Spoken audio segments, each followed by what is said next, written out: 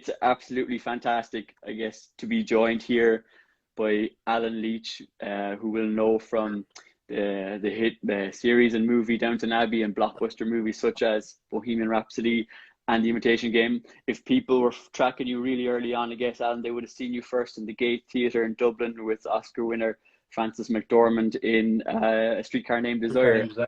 Jesus, John, should have used my agent. Suffice to say, Alan, I'm not sure have you aged a day since that first show. What is the secret? Let me tell you that, especially during lockdown, as I've been trying to get into training, my body is definitely aged, John. I'm not quite as lithe as I used to be. Well, facially, you're probably the same as you were on screen. So anyway, that's very much. It's amazing what you can do with filters these days. Well, you can't do much with grey hair for filters anyway, but that's another... Well, listen, I'll get mine now when they're coming in. I'm starting to get wise. I'm getting wiser in this lockdown. If that's what grey hairs signify, well, then I think I'm an anomaly in that regard. But anyway, you're an absolute genius, John. Well, thank you. First time it's been said of me, and I really appreciate it. What's rare is wonderful. Well, look, it's brilliant to chat, Alan. Just for a little bit of context for those who are joining us, look, I guess my name is John Slattery. You all know Alan. My business is Inspo, and really day to day, I try and inspire people to make good choices through my business, whether it be career choices, whether it be one-to-one coaching, or whether it be the mindfulness program that I've co-developed with a mindfulness teacher that launches in September 15th. Just supporting people make good choices. And one of the goals of Inspo during the lockdown is to inspire and motivate people to manage themselves as well as they can. And hence why we're having these conversations on the road to new normal, to do two things really. Like through these conversations with the likes of Alan Leech, is just to encourage us all to speak openly and regularly about our experience of lockdown, because we've never been here before. There was no playbook for this whatsoever, and we're all just trying to do our best. So I guess the more we chat about it, the more we normalize it. And then secondly, I suppose, it's also just to provide perspectives. We're all trying to stay good and grounded and manage ourselves as well as we can. So I suppose, I guess we'll also, as much to hear about lockdown life for you, Alan, also just to share Alan's perspectives about what helps him stay good and grounded, because, you know, it's quite possible we might learn something that can help us too. So I guess that's just a broad context. We should probably share the last bit of context, which is the connection that we both have. It's my brilliant cousin, John Deneen, your wonderful friend. Yeah. And what was so cool chatting to you earlier on during the week, Alan, was just to see like okay, sadly we lost John 5 years ago through illness, but number one, how strong he can live, like he lives in the memory. And number two, how we both go to him on regular basis to look for advice and to kind of see what's the right thing to do.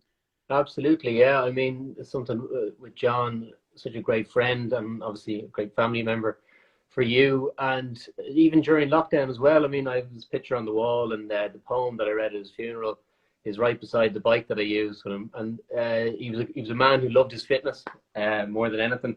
And I read that poem before I train every time, because he is still an inspiration to me. I mean, I often think, we used to call him the kid, and I often think, what would the kid do in this situation? And that has even come up in this whole time of lockdown as well.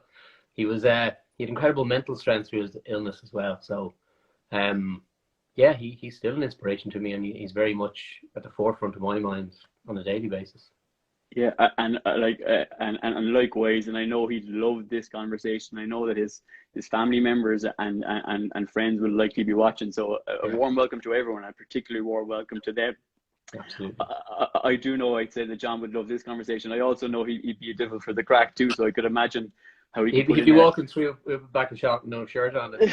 And he'd also just love the fact that we're talking about him. 100%. And look, if I had his physique, I'd probably walk around with no shirt on quite a lot too. So not a stitch on, John. Very much so. Well, look, he's very much in our thoughts as we have this conversation. Yeah. Alan, I suppose first and foremost, just give us all a sense. Like, you know, you're joining from LA. I'm here in Dublin. How is life in LA broadly at the moment? I mean, contrary to what a lot of the reports are saying, that like the huge spike in California is going through a very difficult time, and it is.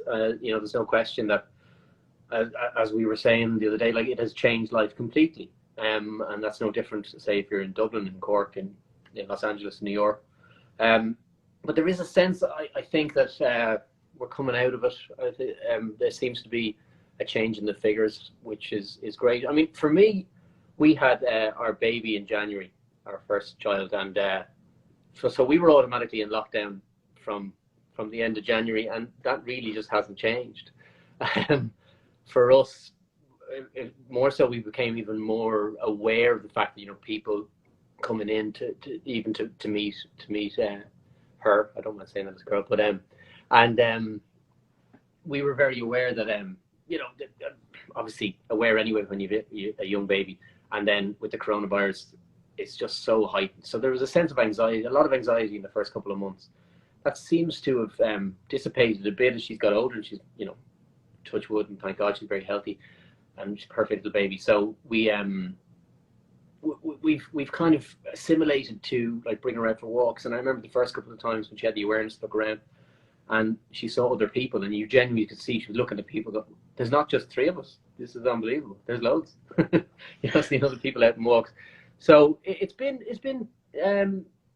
I have to say, it's been a time of real anxiety at the start, but then you have to adjust, and then she has to get out and see the world. And we're very conscious of the fact that we want to make sure that her upbringing from the very start is as normal as possible, given the old normal, you know, and just even getting her used to us having masks on when we go out for a walk. Or so there are all these different elements that you never thought you'd have to think about, and obviously more than anything, I can't wait to bring her home and get her to Ireland to meet her grandparents and her other cousins and her aunts and uncles. So, yeah. Well, it was just one thing that struck me. I did see someone say, who were we talking about earlier on, which would be my cousin John Denina, and a very close friend of Alan's, and I see John's sister Trish was very much saying that he would love it. And just one thing, I can understand why your daughter loves kind of looking around at the different people, because you've always struck me as such a people person, Alan, you know, and you know, feeding off the connection that, you know, from people in a room, doing so wonderfully, and talking about like the connection to home and wanting to bring your daughter home. How have you managed? Number one, is that fair to say, like, that you would be someone who kind of just really, I suppose, thrives off connection, and how have you managed that throughout this last few months, given the restrictions that was put on that normal? I mean, even within my profession, it's an incredibly social profession. Yeah. So, and a lot of my work colleagues would also be my friends. And having moved to LA, and like even the Downton crew, say, or the Bohemian Rhapsody crew as well, we're all very close still. Suddenly, those Zooms became very important. You know, it became such an important connection in the early couple of months. I've never done more quizzes in my life than in the first couple of months of lockdown. But I really do miss that actual physical embodiment of friendship, like just being around people, you know. It's very hard over any kind of medium like technology to have the same connection with someone that you would if you were sitting down having a cup of coffee or a pint, or you know, and getting used to that sense of change and trying to find the same sense of connection with someone in this new way has been difficult. You know, a lot of the time I'd end up hanging up a call going, yeah, that was nice, but it didn't feel the same. It didn't feel the same as if, you know, you'd just been in a room with people. And when we then began to do social distancing here at the house and stuff, that even, again, was another step that, a positive step forward in the fact that it's great that I actually can physically see my friends and they're here. One thing that I trained my mate Luke Milton is a great friend here. He's a gym, and the whole gym is actually based around community training. The idea is that you're in a group of up to 32 people and you're training together and you get that sense of motivation. And when that disappears as well, it's very interesting how your own psyche changes, and it's slightly harder to get yourself motivated when you don't have someone, not that you're competing with, but that sense of encouragement because someone's doing the same exercise as you. Or so, and he did a great job of immediately like pivoting like that and going online and getting that sense of community still. So it's been kind of inspirational to see this challenge be thrown out at everyone and how people have adapted so rapidly as well, and positively. And you know, that's something that struck me when we were chatting earlier in the week too, and it's always something I've got from you is you've anytime that we've ever met and chatted, you've a very positive disposition, like, you know, and quite, you know, fun, light-hearted. Like, how much is that true of you, Alan, just as, you know, either an innate trait or something that you've learned over time? And if so, how does it help you in times like this? I think I think it is innate, and it's been nice of you to say, but I think it is innate, and it comes from like, my own family as well. Like, it's very important to laugh, and we always did. And I also think that within this my industry as well, you need to laugh because there's a huge amount of rejection and knockbacks, and you have to just take that on the chin and move on. So I think that has helped a lot. I think it is innate, but also it's learned, and it's important to stay positive. It really is. And then, with the arrival in January of our little girl, it's very hard not to be positive when you wake up to that smile every morning. Yeah, and maybe just a bit around that in terms of like again, looking at the positives of the last couple of months. Like for me, Yeah. it was like the down. So I which wasn't planned. Ended up at home with my parents, Johnny and Trish, who are huge fans of yours.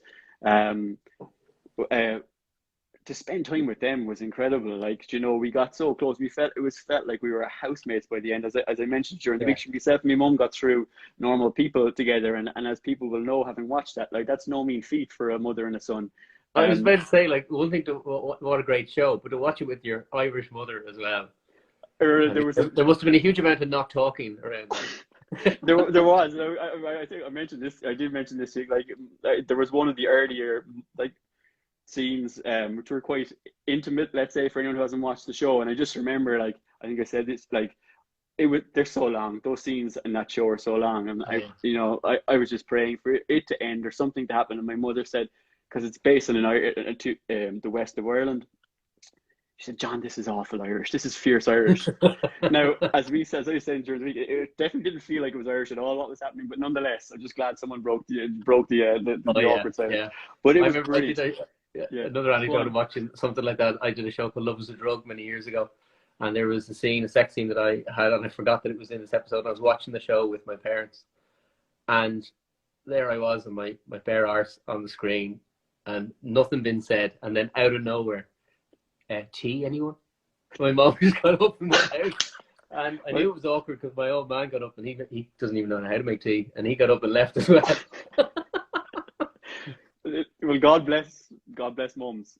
Exactly. Innate ability to help us Indeed. out when we need it. There's a huge amount of love and adoration and comments coming through, obviously, Alan, just to acknowledge that. So from your perspective, I guess what's been the most, like, obviously, this brilliant time with your Yeah. daughter. What has been some of the highlights for you looking back so far? I think that has been a highlight in the fact that adapting and shifting your focus from work is obviously very important, and as an actor, it's constantly at the front of your mind because it is so transitory and you don't know when the next job's going to come around the corner. Yeah. And this in a way has just taken that out of the equation, because you're just like, okay, now and focus on family and focusing on friends and the importance of those connections. And that's really what at the end of the day it comes down to, because work will come and go. And I've had friends who very unfortunately have been furloughed and then let go, and being able to talk to them and say, look, it's okay, there will be work again, and this will change, and this is not going to be the constant. This is the thing that's going to change, and this will change, and we will get back to a sense of what we knew before. And I think that it's very hard these days as well. Someone gave me the phrase the other day of doom scrolling, which is Yeah. so true. When you get on your phone and suddenly, and it's just like, it's just bad news after bad news after bad news. And if you just take a second, put that down and actually look at the positives that you have, it's very important to do that and to take a breath and realize that, okay, this is the one moment in time, and what's the quote? No one moment in of itself is unendurable. And it's very true. You take that moment and then you move on, and you take another moment and you move on, and just to acknowledge what the difficulties are at the time, but then realize that it will change. People are working around the clock to try and make this better. And we just have to make sure that we're in a good state when we come out on the other end of it as well. So that sense of health and positivity and well-being is very important. It's a wonderfully positive yet grounded approach to take. And it's like it's kind of clarity within uncertainty. Again, Yeah. like, is that something that comes natural to you? Is that something that you kind of work on as a I mindset? definitely work on it, John, because it's also part of the my life as an actor. You have to have that sense of positivity and hope, because if you don't, you're you'd be a very, very grumpy and bitter person. The amount of times, and it is something that you learn over time as well, that certain jobs that you've missed out on, and you maybe watch it and go, God, I dodged a bullet there. I'm so glad, and at the time you wanted it so much, but then you actually see the end product, you're like, someone's looking out for me there. That was an absolute bag of shite. But so you have to have that sense of positivity going forward. The only change that I found during this time, while my job is quite uncertain, the industry was also the certainty, because there was always something being made. There was always another job to audition for, to move the director on. And dealing with that sudden and abrupt kind of stop and halt to all those possibilities of work, which is, you live most of your life as an actor with the possibility of a job or a new project. So that was hard to understand and to see, but it's great now, having got through that, to see that the scripts are coming through again, the opportunities are coming up, and watching how the industry is changing, and the focus now on keeping crews and casts safe. And I have to say, it really is very uplifting to see people coming together and starting to work again. And maybe just a piece on that, because you mentioned this earlier in the week, and the word uncertainty is one that we all have just had to really embrace over the last 3-4 months. Like even here in Ireland, obviously we've kind of new measures that are just, we were moving on this road to new normal nicely enough, but just to ensure, I think kids go back to school safely. They've put in some measures as of last night. So again, there's a bit of uncertainty around that. And is one of those measures, don't stand on a bar and pour drink into random people's mouths? If it's not, it should be. And okay, we weren't very proud of that video going around at all. Just to say that definitely was the exception rather than the rule. I know. Yeah, I shouldn't be flippant about it. But yeah, well, listen, fair enough. Like, it's interesting. Like it's on that responsible social, like even just simple and responsible socializing has been something just a joy to watch. Let's say, like because obviously that's not good. Technically, you're not supposed to be drinking or socialize in a park in that way in Ireland, and yet an interesting thing has happened where people, instead of going to pubs, perhaps will meet some friends. Very much a European style thing, anyway, for sure, where they go and they might have a drink or two, and the park closes at 8:30, and you see people just picking up everything they have and like owning the park like it's their own, and leaving, and everyone going home, and which is both responsibility, but there's this lovely sense of community in that too, just to see people out.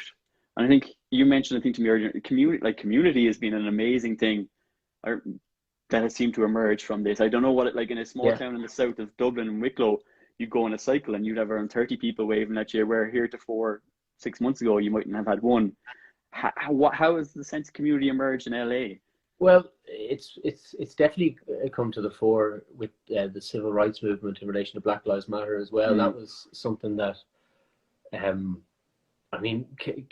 out of such a tragic event, and turned into, especially here in LA, such a positive reinforcement of that very important message. And even driving around, going to doctor's appointments with our daughter, just checkups and whatever, and seeing everyone on the corners of streets and honking to show your support, and just the signs, and seeing everyone come out together was, I have to say, even thinking about it now, I've got hairs on the back of my head. It was a real sense of strength and community that I've never really witnessed before, and I think within that message of care for each other is something that has definitely continued. And you see that with everyone. I have to say, LA has been pretty amazing for people wearing masks, and just the courtesy towards frontline workers in relation to messages you see online, but also, the essential workers of people who are stacking shelves or delivering food, and just the appreciation for these people who are putting themselves out there has been, I have to say, has been incredible to see, and very humbling. And I am so grateful for everyone who's out there doing it, and obviously not taking anything from the incredible nurses and doctors who are out there around the world. Yeah. So true, man. It is definitely heroic to see them day in, day out go to that front line. Come back to that uncertainty piece. Like, can you give us just a sense of how you've got come to grips with the uncertainty that goes with being in an industry that possibly is the most uncertain profession that exists. Maybe, Yeah. arguably, some I know Yeah, I people. mean, and it hasn't always been great. I mean, I've had moments. I did a 2.5 year stint where I was helping do jetting, which is clearing sewerage drains during October of leaves and stuff. And at that point, that was, and still trying to audition for stuff when living in London and cycling because I couldn't even afford like tube fares and stuff, and avoiding knocks on the door in West Norwood was where I was living, and not as trendy as it is now. Apparently, it's gone very upmarket. But when I was there, it wasn't quite as nice. But like during those times of uncertainty, I think that's what gives me the kind of strength now, the mental understanding to know that this will pass, and to have that kind of strength to keep going, and to have that belief that you should keep going. I remember I came back, and I was all set to give up and stop acting completely about 2007, 2008. And I came back to Ireland actually and did a play in the project. Art Centre, Wayne Jordan, who's a brilliant director, asked me to come back and do this play. And it kind of reignited my, and I mean, by the way, it's like Project Art Centre, it was, you know, for basically minimum wage, but it was, I have to say, one of the most fulfilling experiences to get back, and to get back to what I loved, which was acting on stage, which is what I started doing. And it just reignited my passion for the industry and reminded me that you're doing this because you love, you know, you love the art. Stop going in and trying to get a job, which is what I was doing in auditions. I was like, I really need to get this job. I wasn't thinking about who this character is, you know, where's he come. I wasn't in the right headspace because I was so desperate to get work. So I think that taught me a lot about, you know, the uncertainty comes, you just have to accept it. You have to accept the uncertainty in this business, and then do your best for the job, and know that every time you go into audition or you meet someone, you're not trying to prove you can act, because that's already been, you know, you've done that by getting jobs in the past. You're trying to say, this is my interpretation of a character. What do you think of this? Is this right for you? Does this fit the project? And the uncertainty is going to be the fact that the director goes, or the producers go, you know, and it can be to come literally down to, I don't like your face, or I don't like your interpretation. It can be whatever, and you just have to let that go. And learning that has been letting go, and just letting it go has been very difficult. And look, I certainly still have moments when you hear back and you don't get a job, and you're like, oh, you know, I really wanted that, but you have to accept it and go, okay, what's next? What I love, Alan, is letting go and acceptance. They really feel like two unbelievable phrases. I just saw someone, like, you know, is in the live music kind of scene, and how difficult that is for them right now. And like, this letting go and acceptance feels like it almost could be the key to allowing the belief and the positivity then to emerge. Yeah. Like, you know, and I don't know what the question is almost. It's just like, where do you start? Not where do you start, because we all have the ability. Where do we pick it up from here? Well, I would say, like, I even find myself going into the rabbit hole of doom scrolling and stuff. Take a second and look at the positives you have. Yeah. Because it's often from taking that moment and seeing the positives within your own space, within your own life, and then moving forward from that. How can you build on that, rather than seeing all the terrible things that are happening? Try and focus on the good. And I think that's always, you know, the best way. If you can make yourself smile in even the worst of situations, if you just start from that point, and it sounds so simple, but if you literally, you can change your mood. If you change your mood, then you can change your outlook, you know. And I guess one easy positivity exercise for you would be just to read some of the messages that are coming through here, because again, it just continues to be a stream of praise coming your way, rightly so. And coming back to our great friend John Deneen, like, I have to say that physical, if you can just even get out for a walk, I think that even changed my mindset in a day over here, you know. And just any kind of physical activity, just obviously, you know, the science behind the releasing endorphins or whatever else, it'll just change your mindset, I have to say. Okay. I mean, still come back to the fact that I was doing a play in Dublin, and I had to work out very, very hard for it. And when I came back to London, I showed Dino, or John Deneen, the workout. And he started, because he was so fit, he started adding all these different elements to it. And then suddenly it became known as Dino's workout. I was like, I showed you that. And people would reference Dino's workout. But in fairness, he had the body for it. That's why everyone thought it was his workout rather than mine. And in your humbleness, in fairness, I think you've now christened it the Dino workout anytime you do it. Is this right? I do, yeah. Even recently I was doing it, and I said to to Jess, my wife, I'm just going to go out into the Dino workout. I stopped myself and was like, oh my God, even I'm doing it now. The man's legacy lives on in so many ways. It does. Um, could I, so you have the walk, you have the workout. What Yeah. else is in the Alan Leech formula to kind of staying good and grounded? What are the key components outside of those? I think well, family as well. Like the connection. My family will always keep me very, very grounded and are a great support. And Jess, my wife, is brilliant at that as well. So I think, yeah, that sense of community that I have and I've always had, I've been very lucky to have around me. That keeps me very grounded and keeps me what I feel is very well supported. And then, yeah, I mean, I've got back into reading a huge amount, and that's helped. And it can be anything from, just like fiction to non-fiction, to anything that I just find it like just stimulating that part. Because I went away from that just because it's very busy, but just getting back into that and even taking this as a positive, the fact that we have this time. And I read a lot of people have said, the start of lockdown, it was like, this is brilliant, I'm going to get everything done. But not forgetting that you do actually now have this extra time, and to use it wisely and not to let it go, and to see it and try and find a positive in the fact that you have maybe some extra time in your hands, rather than turning it into a negative and thinking, well, I can't go see these people, I can't do that. To try and as I say, just try and find the good in things. Yeah. May I ask, what, if anything, have you read over the lockdown period that you like or recommend? Sapiens, which is an unbelievable book. It's a bit of a heavy read, but it's fascinating. I have to say that was a really great book, given to me by Harry. I'm going to say his name wrong. Harry Haddon Eggs with Bacon. Haddon Payton.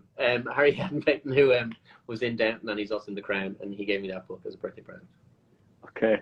I've read a third of it, and I need to go back to it because it is fascinating. You do need to take breaks now, John, because it's a bit mind-boggling, and then you need a little break to let it sink in. I have to say, it's an amazing read. Yeah, definitely. Actually, might be there, isn't there? Well, I'm loving the photo behind your right shoulder, by the way. Look, how can you not be happy with that? It's a panda in a spacesuit. Should we look for any deep meaning on that, or is that just a panda in a spacesuit? No, it's just like, look how happy he is. He's like, I'll go to space. He's going where a lot of us would only dream of going. Look, so anything's possible. If he can get to space, anything's possible. Okay, the panda in the spacesuit. We must remember him from this conversation. There's one final theme. You have a genuine flair for what you do. Yeah. You pursued it from an early age. Mm-hmm.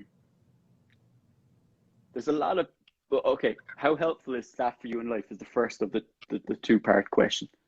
Yeah. To have that, that you have that flair for, to have your career be something that you've from an early age wanted, chased. Yeah, I mean, it is.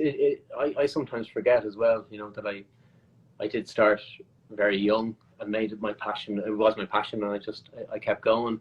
And in that sense, I've had a kind of unrelenting belief that I can do it, and I don't know where that comes from. I certainly had a lot of support from my family, but also they had their worries about me going into this profession. And I remember when I got my degree from Trinity, one of the first things my dad said was, you can always fall back on that, and it tends to be a lot of things that actors hear, and I was determined never to fall back on it. I obviously got a lot from the degree, but I mean the fact that I never had to go into teaching, that was always the thing that people said. I just had this belief, and I just didn't give up. And I also, from I was 15 and I went into the Gate Theatre on my work experience, and then I even said, look, I'll paint sets, I'll do whatever, just let me audition if you ever have a part. So I don't know, I had this hunger to do it, and thankfully it hasn't dissipated. It's waned, and I thought, just literally to survive, I might have to do something else, but I'm delighted that I still have the love and the passion for it, and for that I'm very grateful. And maybe just for the people who are watching, and thank you all for tuning in.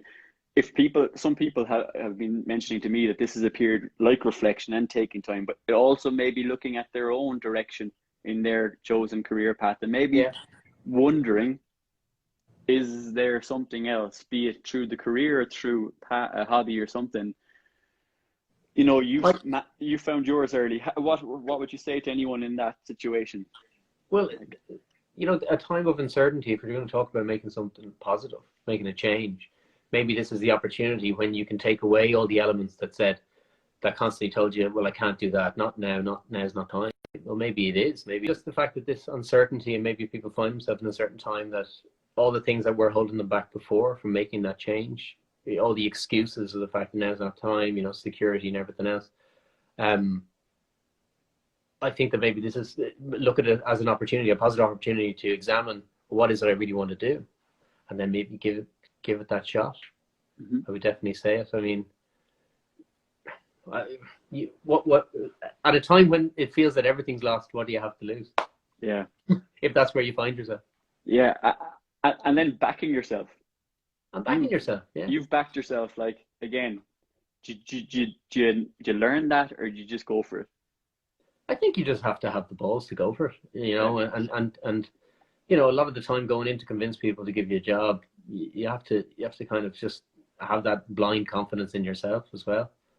Yeah, I mean, I think back to some musical auditions that I've been talked into going into, and you go in and you swear you're going in as if you've got, you know, the voice of an absolute angel, and then you watch their faces kind of turn halfway through the audition, and you go, at least I get the shot. And you go, they were wrong, because I've heard you. They were wrong. I've heard you. I know in my head I sound like Hosier. I've heard you sing. You were very close to Hosier. You were very close to Hosier. Yeah. Not in height. No, or vocal range. No. No, in just or hair length. No, just pure musical talent. Or ability, or musical ability. But apart from that, I literally was just very close to him. Okay, this is the fun lightheartedness. This is the other piece that we love about you. So, come here. Hopes and aspirations from here. I mean, what do you look forward to? I look forward to my mum holding my daughter for the first time, and I really keep that as a real positive. There's a couple of projects that I would love, no matter what, to get off the ground and to see going. There's one that I want to direct, and this has given me great time to work on that as a project, and then, you know, put stuff together in the background, and then, you know, get out there and reading some great scripts, and I'd love to be part of some of them, and I hope they go. And again, just trying to be positive about using this as a time of reflection. I've been doing some work, even like as an actor. I hadn't done an audition for a while, and I put myself on, and it took forever because I just was out of practice, and do some work on myself and my career. Yeah, we would love to see you back on the screen sooner rather than later. In the meantime, it's been absolutely brilliant to just have a little bit of time here to see you, to chat to you. I just want to say, first and foremost, from my perspective, thank you so much for doing this, for hanging out and chatting. You should really just stay on for an extra 15 minutes and just watch all the amazing comments that are coming in. To everyone who joined, thank you so much for checking in and spending a bit of time with Alan and I. Just a couple of final things. If you found this chat just about chatting out through lockdown and chatting about just things that can help you stay well as we are on this journey that we're on, and also just maybe about that idea of belief in yourself and looking at what might be a passion for you, I'd encourage you just to think of who could I have this conversation with, a similar conversation with, in my own peer group, friend or family, because no doubt it will be beneficial for you, for them, and equally, perhaps there might be something in what Alan has said, maybe one thing, maybe a couple of things that you might just try and just bring into your own routine and help you just, you know, as well as you can to mind and manage yourselves. Things shall be fine. They shall come back, as Alan says, and maybe there's a few tips to help you along the way. So, to Alan, to the panda in the spacesuit, you know, a huge thanks to the inspiration. Anything that you would like to say to those people who love and adore you, who joined in, Alan, before we finish off? Just thanks very much for. I've been reading some of these comments here, and thank you so much, and thank you, John. And I think it's wonderful what you're doing in this, and keep going. And it's great to have that positivity out there, and no better man. And by the way, great voices. I still reminisce about your version of Delilah at the wedding that we were at. Out of nowhere. Out of nowhere. Well, in fairness, you had laid the foundations well. You had, the audience were already in buoyant form because you had done a couple of numbers. I was a poor warm up back for the main act. I tell you, something else. Even your parents were like, "Oh my God, where does this come from?" They were also, yeah, who is your man? It's your son, and he's wearing passion fruit pants. Well, look, another time we might do, we could possibly do a sing along. Exactly, two of us to come on here and do it. Unbelievable. Okay, well, Get I the look last Tom forward to Jones that. to join us. Wow, that is a trio I would love to be a part of. For Brilliant. now, thank you Right. very Thanks so much. much, John. Talk to you And soon. thanks for Thank you. everyone for tuning in. Yes, thank you, everyone. Thank you.